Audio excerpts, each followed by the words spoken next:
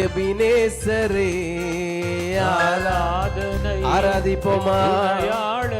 இந்த சாயந்திர வேளையில என் தேவனை மாத்திரம் நோக்கி முழு உயிரதோடு உடைய உள்ளத்திலிருந்து ஆத்மா விழுந்து ஆராதிக்கலாமா?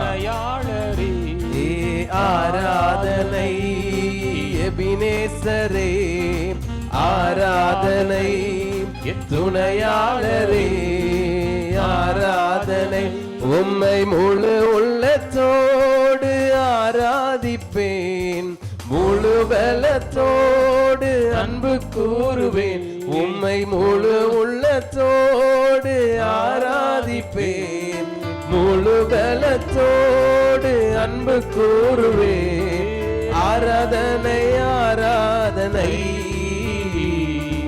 ஆராதனை ஆராதனை